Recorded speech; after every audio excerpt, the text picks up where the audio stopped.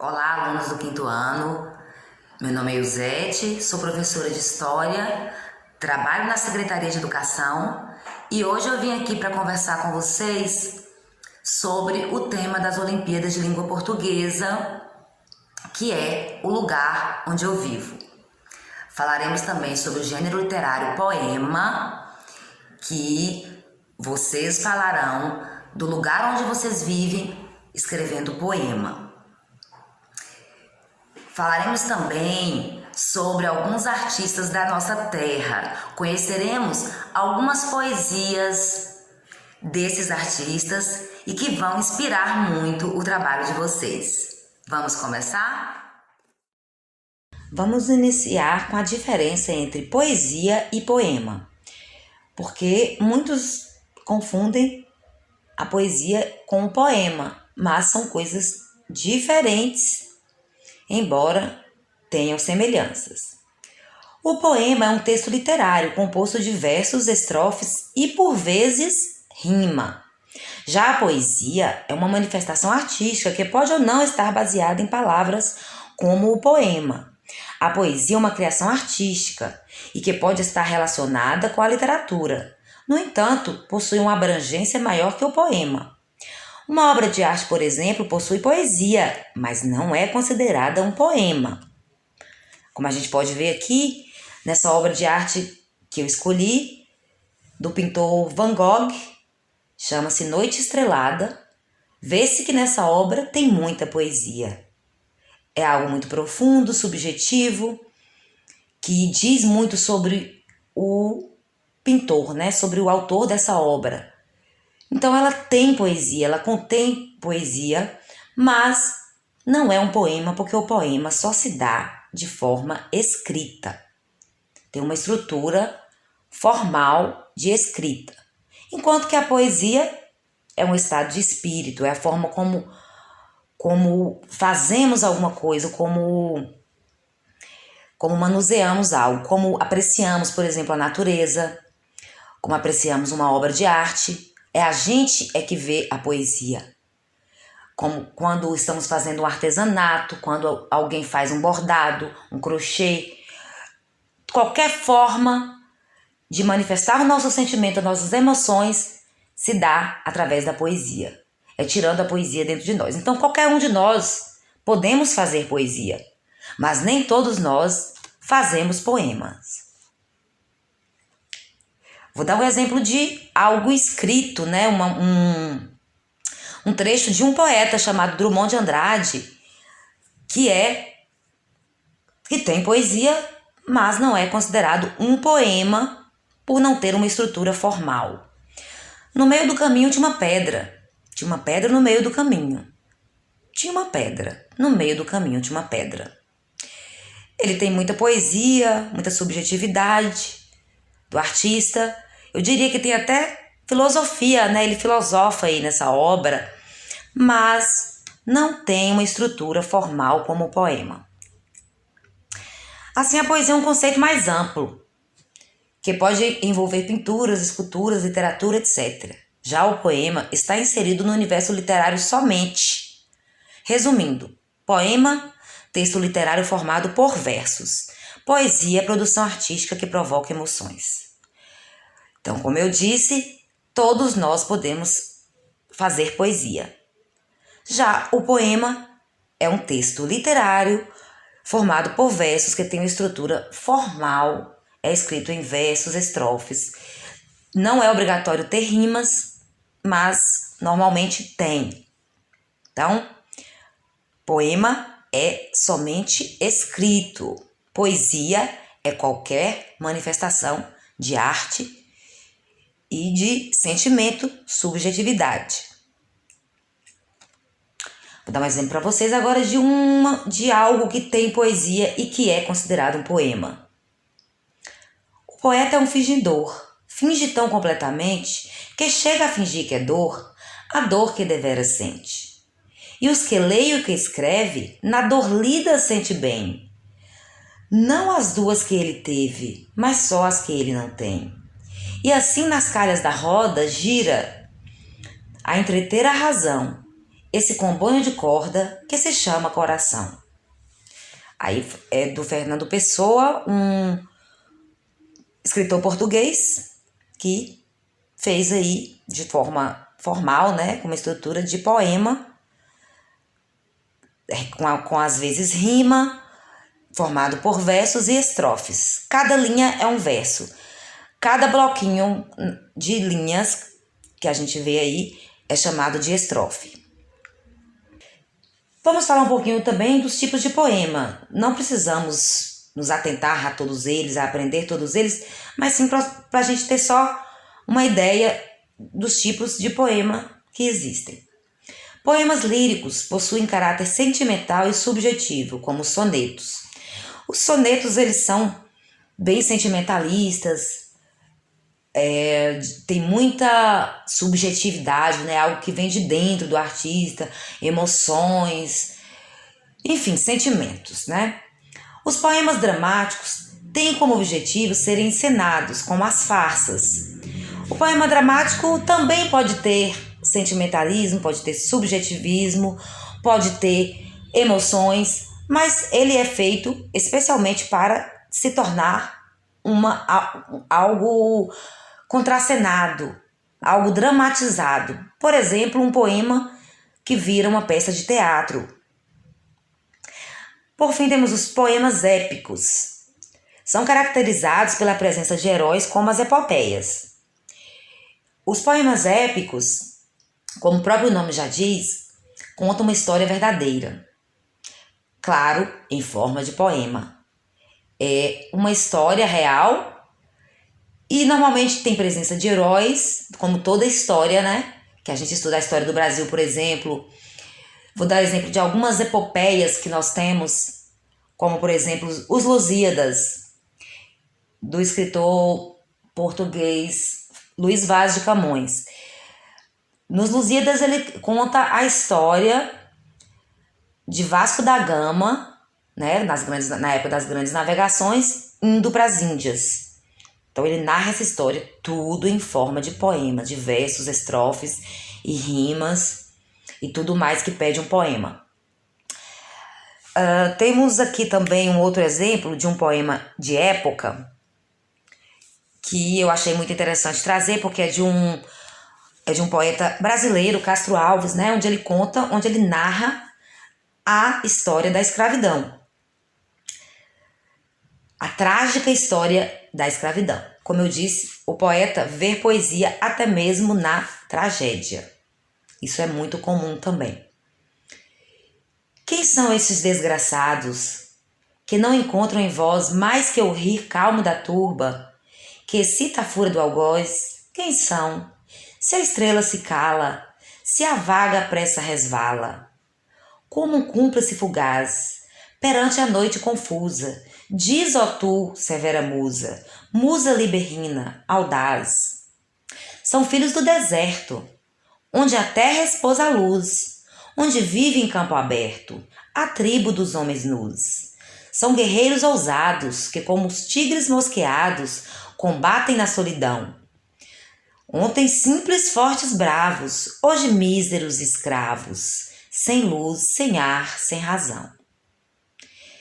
Esse poema, ele conta uma história verdadeira, que a gente conhece muito bem, que é a história dos navios negreiros que buscavam os negros na África e eram trazidos para o Brasil como se fossem mercadorias em porões de navios, e a gente já ouviu falar muito nessa trágica história.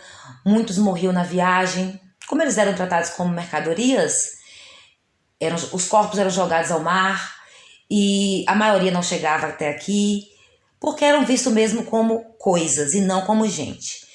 E Castro Alves, ele coloca aí com muito sentimentalismo, né, com muita dor, onde ele, nessa primeira estrofe, onde ele pergunta a musa, né, ele pergunta à musa, a deusa, é como se ele estivesse perguntando a Deus por quê?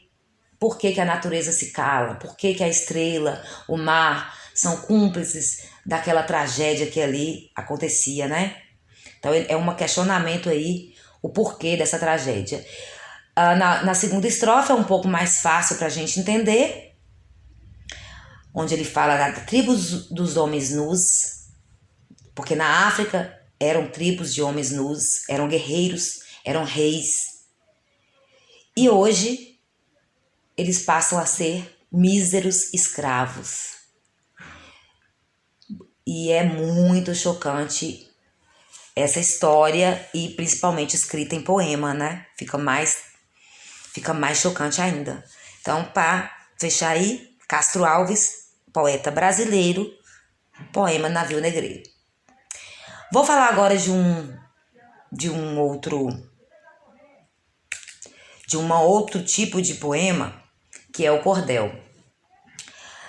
O cordel é um folheto que contém poemas populares. Tem um papel importante na cultura nordestina, principalmente no Nordeste. Tem um papel importante na cultura brasileira, principalmente no Nordeste. O nome cordel se origina devido a serem expostos para venda, pendurados em cordas. Os poemas de cordel são escritos em forma de rima e são ilustrados. Muitas vezes são ilustrados, nem sempre. O nome cordel se dá, como vocês podem observar na figura, porque os cordelistas nordestinos, eles costumam vender, né, em suas barracas, os cordéis que eles mesmos criam, os versos que eles mesmos criam. E por isso é chamado cordel, porque são pendurados em cordas, né, varais com pregadores. E nas cidades nordestinas é muito comum se ver a venda de cordel. E fazer cordel para o nordestino é que nem tomar água. Mas, apesar de ser uma cultura popular, o cordel ele tem características bastante formais mesmo de um poema. A maioria deles tem rima, quase em sua totalidade. Tem estrofes, tem versos e por aí vai. Falamos também da cultura da xilogravura, que é as pinturas, né? Como eles são ilustrados. A xilogravura é uma arte de pintura na madeira, que não deixa de ser também uma escultura, porque eles esculpem em madeira, uma madeira mole, os desenhos. Então é todo esculpido na madeira e é chamado de xilogravura, que também ilustra os cordéis. Bom, como a gente está falando de cordel, Nordeste, do lugar onde a gente vive, o objetivo é esse dessa oficina. Eu vou começar mostrando para vocês um cordel de uma professora aqui de Piripá, professora Eliane Marinho, uma grande artista, grande poetisa, e que nessa história ela vai falar um pouco sobre a história de Piripá, o lugar onde a gente vive. E eu conversando com ela, a gente até brincou, porque eu perguntei para ela se o cordel dela poderia ser considerado um poema épico, que eu falei lá em cima, né? Porque conta a história uma história verdadeira, a história de Piripá. E ela disse que, né, o poeta pode tudo. Eu já disse também aqui, o poeta pode tudo, o poeta pode fazer o que ele quiser com a linguagem. E aí eu vou tirar aqui a licença poética, né, que os poetas têm, de chamar esse cordel de um cordel épico, porque ele é um cordel que fala da história da nossa cidade, certo? Eu vou contar para vocês, nessas folhas de papel, a história de um lugar misto de terra e céu. Você agora saberá como nasceu Piripá nesses versos de cordel. Nossa história vem de longe, de onde as vistas não pode alcançar. Saiu gente de Portugal e aqui veio assentar. Foram os Marinho e os Castro, famílias que estão no mastro da história de Piripá. 1790, chega Francisco Xavier, em terras desabitadas com anônima mulher. Constrói ali o seu ninho. Essa terra que vos falo é a ressaca dos Marinho. Os heróis deste cordel nasceram lá na ressaca. Os meninos Augusto e José cresceram em terra vasta. nasceram predestinados, com seus destinos traçados, parir cabeça da vaca. 1917, faz favor de se lembrar. Augusto e José Marinho começaram a edificar. Na terra da cana brava, constroem a primeira casa. Começa assim Piripá. Já tivemos outros nomes, quero isso aqui contar. Fomos cabeça da vaca, na memória ficará. A lagoa da Tabua refletia a luz da lua, na vila de Piripá. Pertencemos a Condeúba, antes de emancipar. Os políticos daqui eram vereadores lá. Não tinham remuneração. Não ganhavam um só tostão. Para que administrar? Dia 31 de julho, alguns anos depois, nossa história ficou marcada eternamente, pois a vila se libertou, Piripá se emancipou, 1962. Senhor Benjamin Castro concorre ao primeiro pleito. Desta pacata cidade, foi o primeiro prefeito. Construiu a prefeitura, obra que até hoje dura. O que é bom não é desfeito. Então aí um pouquinho desses versos, né? Eu não li todos. O nome do livro da professora Eliane Marinho é chamado A História de Piripá em Versos de Cordel. Achei interessante trazer, porque fala do lugar onde a gente vive, né? Que é bem o que vocês vão tratar na Olimpíada de Língua Portuguesa. Vou falar um pouco agora sobre a relação de poema e música, que é uma relação muito grande. Vou mostrar para vocês um vídeo onde tem um poema cantado. Esse poema chama-se Poeta da Roça, do nosso grande Patativa do Assaré. Nós iríamos ouvir agora o poema de Patativa cantado. Porém, devido a questões de direitos autorais, pode bloquear o nosso vídeo no YouTube. Então, disponibilizaremos para vocês, no nosso canal, o vídeo com o poema cantado. Assim sendo, eu vou ler para vocês os versos do Poeta da Roça. Sou fio das mata, cantor de mão grossa, trabalho na roça, de inverno e de estio. A minha chupana é tapada de barro, só fumo cigarro de paia de mil. Sou poeta das brenha, não faço papé de algum menestré ou errante cantor, que vive vagando por sua viola cantando pachola à procura de amor. Não tenho sabença, pois nunca estudei, apenas eu sei o meu nome assinar. Meu pai, coitadinho, vivia sem cobre, e o fio do pobre não pode estudar.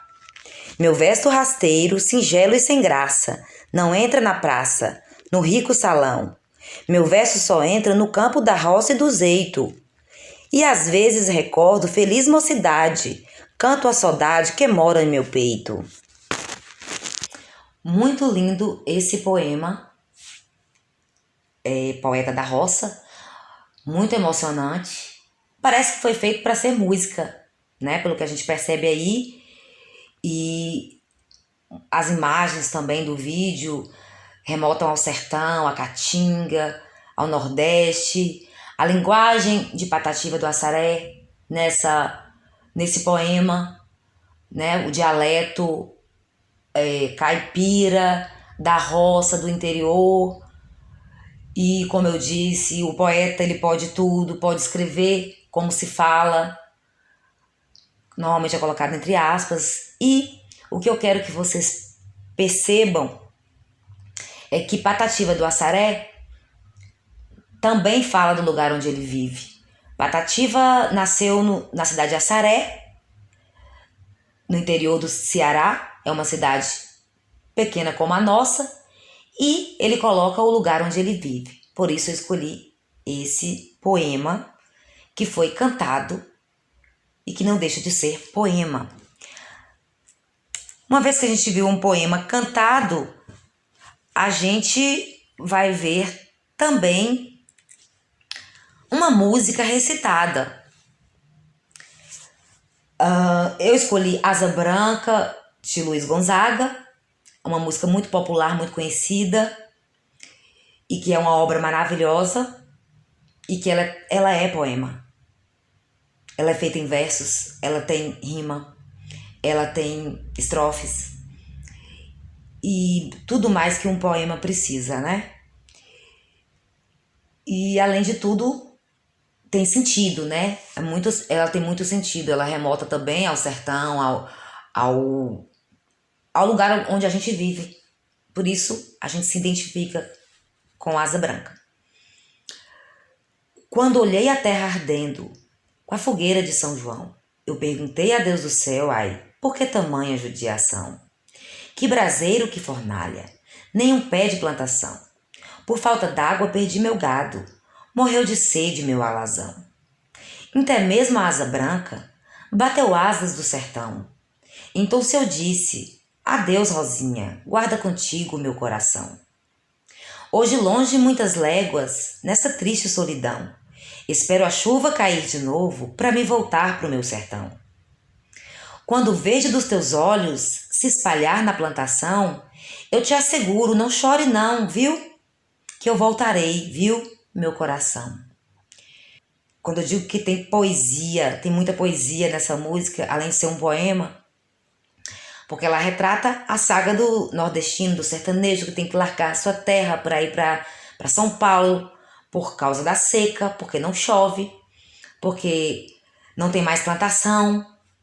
E aí eu vou mostrar para vocês uma das partes que eu mais gosto dessa música, e que normalmente ela vem escrita com um linguajar, né, com um dialeto sertanejo, que é essa última estrofe aí, que é bem poética, quando ele diz: quando o verde dos teus olhos se espalhar na plantação, eu te asseguro, não chore não, viu, que eu voltarei pro meu sertão.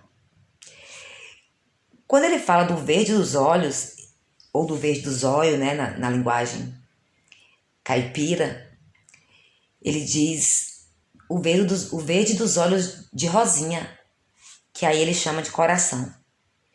E eu acho essa parte muito poética, muito linda. Aliás, a música é toda Asa Branca, de Luiz Gonzaga. Agora, o tema específico da nossa oficina, que o tema é Lugar Onde Eu Vivo. E essa oficina, ela é sugerida pelo próprio programa das Olimpíadas de Língua Portuguesa, onde sugere que trabalhemos memória de versos da comunidade. Eu já comecei isso aqui na nossa oficina, quando eu apresentei o cordel Piripá em versos de cordel, da professora Eliane Marinho. E agora eu vou apresentar para vocês outros poetas da nossa cidade. Não posso apresentar todos, porque são muitos, muitos mesmo. Vou apresentar alguns, vou começar pela nossa poetisa, a primeira poetisa de Piripá, Edelvaz Marinho, conhecida por Dona Dezinha. Ela já é falecida, morreu por volta de seus 90 e poucos anos, eu acredito, não tenho certeza. O fato é que ela faz parte da história de Piripá. Toda essa história que a professora Eliane Marinho, que inclusive é filha dela, conta no Piripá em versos de cordel, Dona Dezinha praticamente viveu aquilo tudo, né? Porque ela é filha desses fundadores de Piripá. E faz poema desde de criança. Vamos ver um poema de Dona Dezinha chamado Luz. Em cada noite que mergulho, vejo a luz do teu olhar. É um dos meus mais lindos sonhos, onde consigo te encontrar. Tenho sonhos que marcam minha vida, tenho lembranças com soluços, tenho marcas pungentes, sonho com muita gente. Sonhos lindos com o calor dos beijos, sinto o sabor, mergulho em desejos dos seus braços. Quero aquecer-me, me transformar em um novo viver. Em flocos de nuvens brancas, a vejo mergulhando nas estrelas. O brilho dos seus olhos dá visão ao mundo inteiro. Você é menina linda, branca como a neve, formosa igual a flor silvestre da manhã, revestida de beleza, és uma criação da natureza. Então todos esses adjetivos que Dona Dezinha fala aí, tudo que ela fala aí é voltado para a luz. Nesse poema, Dona Dezinha fala da importância de acordar cedo, que acordar cedo faz bem à saúde. Acordem, minha gente, venham ver que lindo amanhecer. Para que dormir tanto? O amanhecer é um tempo de beleza. Vamos de encontro a um belo viver. A vida é uma longa espera para nós. Acordem, o sol está brilhando lá fora. Entre as nuvens a lua esconde a sua metade, dando ao seu lugar ao sol para lhes iluminar e receber a miragem do amanhecer.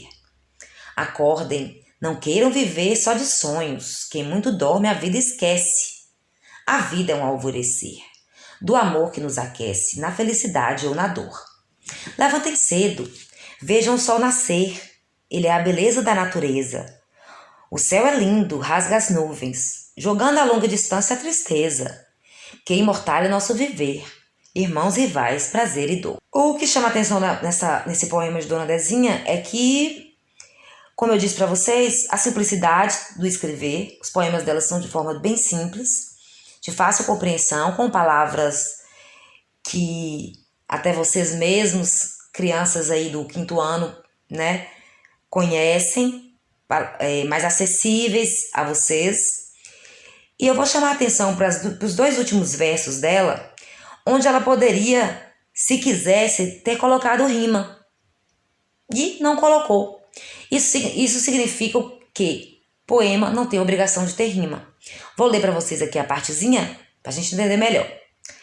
Que imortalha nosso viver. Irmãos rivais, prazer e dor. Ela poderia ter colocado irmãos rivais, dor e prazer, para rimar com viver. O que vocês vão fazer nas Olimpíadas de Língua Portuguesa é um poema, de acordo com o nível de vocês, de acordo as palavras que vocês conhecem. Vocês vão poder ampliar seus conhecimentos, ampliar seu vocabulário, mas tudo no nível de 5º ano. Vou falar de um outro poeta muito importante da nossa cidade, seu Valvi. Ele é um senhor já idoso e escreve também desde pequeno. Seu Valvi fez uma poesia, ou melhor, um poema sobre o coronavírus, um tema muito atual. Vou ler para vocês. Houve grande desespero com o nosso povo gentil, sentindo todos banzeiros como um cansaço febril. Sentimos dores e delírios, era o coronavírus que chegava no Brasil. Também chamado Covid-19, com um ataque violento, aí o povo resolve a técnica do isolamento. Enquanto não chegar a vacina, só a providência divina é o nosso salvamento. Foi começado na China e o mundo inteiro se corrompeu. Uma verdadeira chacina que o nosso povo sofreu. Milhares de vidas ceifadas, quantas famílias enlutadas. Só quem nos livra é Deus. Este vírus está destruindo a alegria do povo. Tudo está se consumindo de um modo desastroso. Não tem como resistir, pois ele veio para destruir tanto o velho como o novo.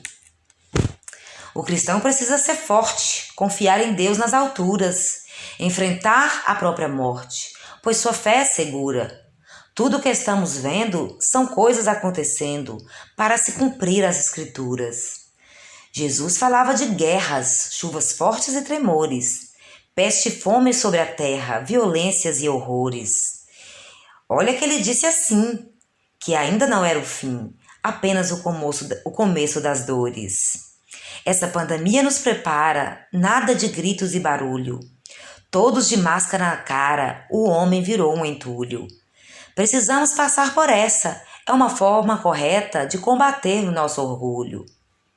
Para que sejamos contritos, diante de suspiros reais, deixar o jeitão esquisito, ganancioso demais, a todos tiramos o chapéu, pois perante a Deus no céu, nós somos todos iguais. Também linguagem simples, rimas, falas que tem a ver com o cordel, que tem características de cordel do nordestino, a religiosidade, a fé em Deus, a forma como ele fala da fome, da violência, dos horrores, bem característicos, enfim, ele dá aí uma aula sobre o que é o coronavírus, qual o significado do coronavírus para nós, seres humanos, para a gente poder refletir sobre nossas condutas. Ele nos dá essa lição também. Maravilhoso, seu Valvir. Vou falar agora de 2 autores jovens que escrevem um tipo de poesia com uma linguagem com um grau de dificuldade maior, que vocês só vão estudar mais lá pra frente, né? Lá bem pra frente mesmo, quando vocês estiverem lá pros seus 14, 15 anos. Porém, eu não poderia deixar de falar, porque eu apresentei 2 idosos e vou apresentar 2 jovens. Por mais que a linguagem seja difícil, a gente conhecer esses jovens é muito importante, porque você vai se identificar e você vai saber que a qualquer momento vocês podem estar escrevendo poemas que crianças, jovens, idosos, adultos, adolescentes escrevem poemas. Basta você desenvolver esse dom. Enfim, vou começar com Arley Costa Rocha, que é um poeta aqui de Piripá. Arley, ele escreveu um livro chamado A Poesia Ainda Vive. E ele participou de um projeto em Vitória da Conquista chamado Bardos Baianos, antologia poética, e a poesia dele foi publicada pela editora Cogito. E eu fiquei sabendo disso aqui porque me mandaram de Conquista falando sobre esse menino que é de Piripá. Então muitas vezes nós não conhecemos a nossa história, não conhecemos a nossa gente, não sabemos quem são nossos artistas. Arley, ele escreve uns poemas mais difíceis, como o soneto, que a gente falou inicialmente. O soneto tem uma forma de escrever diferente. Uma característica do soneto é que são 2 estrofes com 4 versos e 2 estrofes com 3 versos. Vocês não precisam saber mais que isso. É uma linguagem difícil para alunos do 5º ano, mas eu quero que vocês apreciem, que vocês ouçam, que vocês conheçam a poesia dos nossos conterrâneos. Soneto 3. Sabe o afeto. Render-me-ei perante a sublime luz, que excede pelos cantos da minha vida, a chaga que pelas trevas me conduz, por uma estrada sombria e esquecida. De fato, a vida tem suas contradições. Como pode aquele que ama imensamente viver tão sozinho, sem ninguém que o acalente? Ou que se possa ouvir suas inúmeras citações? Render-me-ei perante a minha sabedoria, aquela que ilumina meus passos na escuridão, e pelo melhor caminho sempre me orienta. Mesmo que isso signifique abdicar de tudo, amarei a sabedoria acima de qualquer emoção, pois em meus piores dias é ela quem me acalenta. Evolução ao final. Tenho medo dos passos sucessores, dotados da incerteza esmagadora. Tenho medo da dor dilaceradora, firmada em minha vida de horrores. Ontem havia desejo nímio de crescer, mas quando o mundo lhe bate a face e não temos ninguém que nos abrace, passamos a chorar e a entender. Medos que nos prendem ao exílio mental, incertos por um futuro desconhecido, e presos a uma insanidade impura e imoral. Todos caminhando rumo a algo esquecido, que há tempos fora cantado e escrito. Nascemos chorando e chorando iremos até o final. Então Arley, ele tem uma linguagem mais melancólica, uma linguagem mais sentimentalista, onde ele questiona, né, alguns porquês aí, o sentido da vida, de algumas coisas acontecerem, e enfim, ele viaja aí nesse mundo que o poeta normalmente, a tendência do poeta é viajar por esse mundo mesmo. Vou falar de outra professora, que vocês vão conhecê-la lá na frente também, quando vocês estiverem lá no 7º, 8º ano, 9º ano. E ela escreve também muitos poemas. E também esse poema é um soneto, escrito pela professora Rosângela Aguiar. Um soneto também, como o de Arley, né? Com duas estrofes de 4 versos e 2 estrofes de 3 versos. Se a loucura assombra a moralidade, o que direis da lúcida ambição? É mais fácil prender-se à impunidade do que lançar-se à própria opinião. Renego uma hipócrita realidade, fruto da eterna subordinação, pois no âmago da minha insanidade não há farpas de martírio e escravidão. Dessa fúnebre vontade contida, cresce a amargura do meu mundo imenso, posto que a chama da alma corrompida respinga gotas de sangue no lenço. E se a razão é o limite da vida, desejo antes minha falta de senso. Rosângela Aguiar. Me despeço aqui de vocês. Espero que tenha sido útil para vocês conhecerem um pouquinho do que é poema.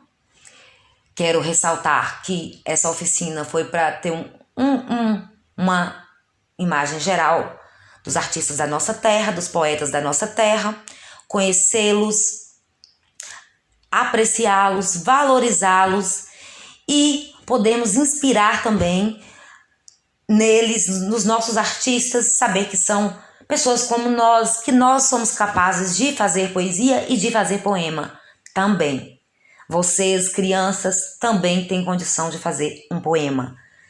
Então, aproveitem, curtam aí a Olimpíada de Língua Portuguesa para fazer. Não se preocupem se vai dar certo ou não, o importante é fazer, o importante é o processo, é o aprendizado. E façam poema, façam cordel. E viva o poema!